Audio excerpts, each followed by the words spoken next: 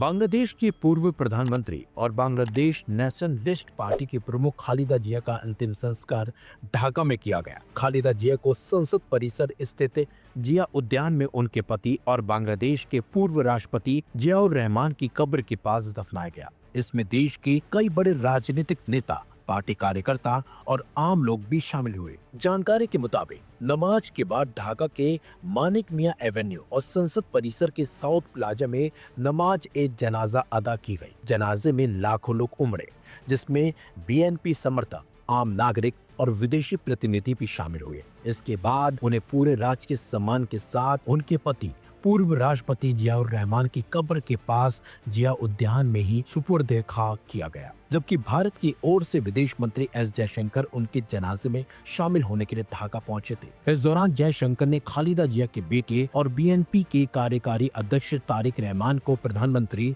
नरेंद्र मोदी का शोक संदेश पत्र सौंपा, जिस पर भारत में बांग्लादेश के उच्चायुक्त रियाज अमीदुल्लाह ने जयशंकर और तारिक रहमान की मुलाकात की तस्वीरों को शेयर करते हुए लिखा, माननीय भारतीय विदेश मंत्री ने ढाका में भारत सरकार और लोगों की ओर से संवेदनाएं व्यक्त की। बांग्लादेश और पूर्व प्रधानमंत्री बेगम खालिदा जिया के निधन पर शोक मना रहा है।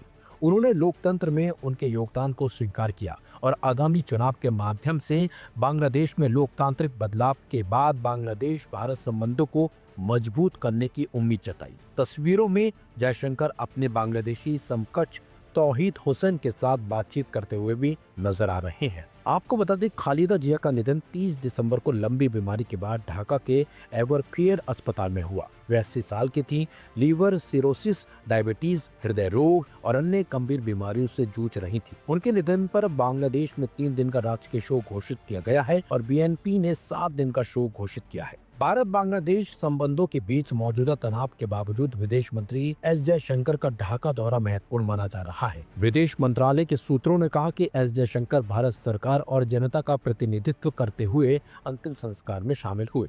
उन्होंने तारिक रहमान से मुलाकात कर पीएम मोदी का व्यक्तिगत शोक पत्र भी सौंपा है। पीएम मोदी ने अपने एक्स पोस्ट में खालिदा जिया के निधन पर गहरा दुख व्यक्त भी किया था और 2015 में ढाका में हुई उनकी मुलाकात को याद किया था। मोदी ने कहा था कि बांग्लादेश की पहली महिला प्रधानमंत्री के रूप में उनके योगदान को हमेशा याद रखा जाएगा। जनाजे में पाकिस्तान की ओर से भी उच्च स्तरीय प्रतिनिधि शामिल हुए थे। अंतरिम सरकार के मुख्य सलाहकार मोहम्मद यूनुस ने भी शोक संदेश जारी किया।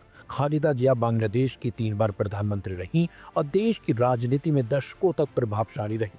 उनके बेटे तारिक रहमान हाल ही में 17 साल के निर्वासन के बाद लंदन से वापस लौटे हैं और अब बीएनपी की कमान संभाल रहे हैं।